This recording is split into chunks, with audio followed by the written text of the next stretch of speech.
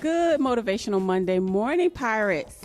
Okay, I have a motivational message for you today. I want you to not be complacent. I want you to move. Do not be stagnant, okay? Stagnancy, complacency, this kills your dreams. It kills your motivation. It kills your drive. You have to get up, get out, and do something. Make that move, Pirates. Don't stay in one place. If you don't get it right the first time, keep going. Have a great day.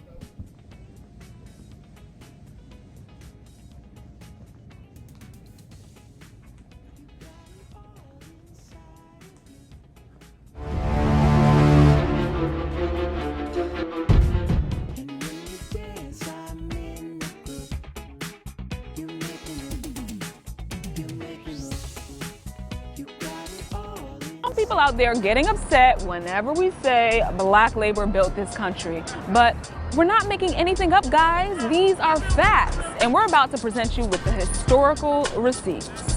In case you missed it, this is what we mean when we say we built this. Here's a quick history lesson for y'all. The first slaves were brought to the U.S. in 1619. Their job was simple: to make white settlers money. Slaves grew tobacco, rice, and indigo on the plantations of the southern coast. Now fast forward to the late 18th century, cotton was king, and the U.S. was making stacks of cash on it, especially with all that free labor. Over 600 million, or just about half of the country's economic activity in 1836 came directly or indirectly from cotton. Cotton-producing slaves were just 6% of the population, but created almost half of 1 year's economic activity. We spoke with Professor Edward Baptist, the author of The Half Has Never Been Told. That 6% figure is specifically the enslaved Africans and African Americans who were in the cotton-producing regions. We're looking at like South Carolina, Georgia, Mississippi, Alabama, Louisiana. Talk about being critical to a nation's economy. I guess you can imagine some sort of science fiction world where this didn't happen, but this is what did happen. Slave labor built the U.S. And their contributions weren't limited to the South. A little bit north in D.C., there's the White House. We built that. I wake up every morning in a house that was built by slaves. If you doubt our forever First Lady's words, the White House Historical Association spells it out pretty plainly. Planners turned to African Americans, both enslaved and free, to provide the bulk of the labor that built the White House, the United States Capitol, and other early government buildings. This country's financial center, we built that too. Wall Street earned its name because enslaved Africans built a wall to protect Dutch settlers from raids in 1653. This wall ran from river to river. Slaves built the roads, the docks, and most of the big-time buildings in the area that would soon become New York City. And railroads, slaves did that. North America's 4 major rail networks all own lines that were built and operated with slave labor. Before the Civil War, nearly every rail line east of the Mississippi River and south of the Mason-Dixon line was constructed or run at least partly by slaves. You know what else we built? What about that great American music genre? Yes, rock and roll. We built that too. And blues, and jazz, and hip hop, and pop. America's favorite snack food, that was a black guy behind the potato chip. The ironing board, a sister. The traffic light, yep, he was black. The super soaker, that was a dude named Lonnie. He's black too. And the person who invented the technology responsible for the caller ID and call waiting, her name is Dr. Shirley Jackson. And yes, she's black. Clearly, there isn't enough time to go through all the ways black people have built this country. They're vast. Don't get it twisted. Native American and many immigrant communities have made tremendous contributions to the infrastructure, identity, and imagination of the U.S. as well. So when we say we built this country, we actually mean it.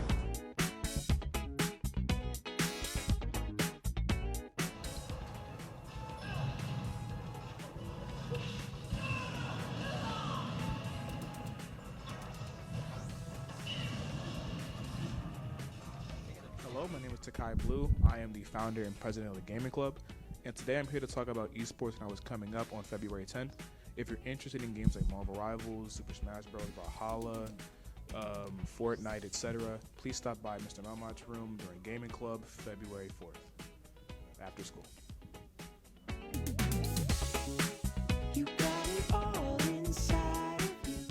Pirates, today for Black History Month, for all of Black History Month, what we're going to be doing, we're going to be setting up tables at all the lunches and then we'll have different Black African American leaders and people who have just inspired, the whole world, basically. So right here we have Edward Alexander.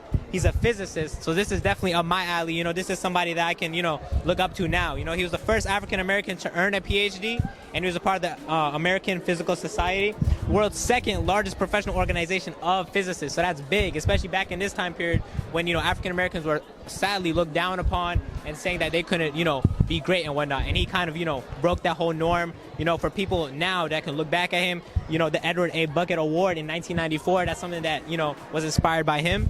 So he's done many different things, and he's somebody that, people can look up to now. He received from Yale University in 1876, which is also a big accomplishment. That's where he got his doctorate in physics. So, Edward Alexander, definitely a leader we can look up to now.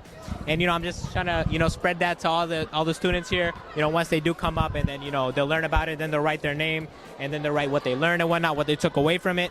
They'll put their name in here, and they'll automatically be entered for a gift card. And, the main important thing is that they, learn something, gain some sort of knowledge. So that's all from me. Thank you guys so much. I'll be back here tomorrow explaining another Black African-American figure. Go Pirates!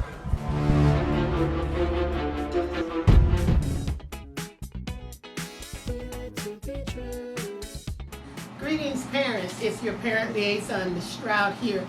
Happy Black History Month. And I am here, parents, with some important announcements. All this month, we will have some special activities here at the school for our for our students and staff. But parents, you are invited to come out on September 13th for our annual Cluster Talent Show, which will be held here at Stone Mountain High School at 6 o'clock. Won't you please come out and support? Also, on February 26th, we will be having our parent-teacher conferences. We look forward to meeting you parents at 5:30. On that same evening, there will be a special attendance meeting as well. So won't you parents please join us this month, Black History Month, here at Stone Mountain High School. Go Pirates!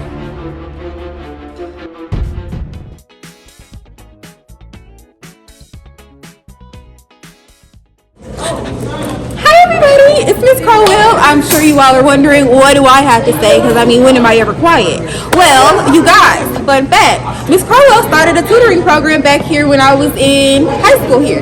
Yes, I graduated from here. I won't tell you what year though. But Code Red was a really big hit, and guess what? We're bringing it back. Starting with the Neighborhood Community Fund, we are going to be doing tutoring programs as well as free snack giveaways, and hey, we even have dinner sometimes. So come and see us. We are every single day, Monday through Thursday, all the way until 4 o'clock. Come see about us, be there or hear about it.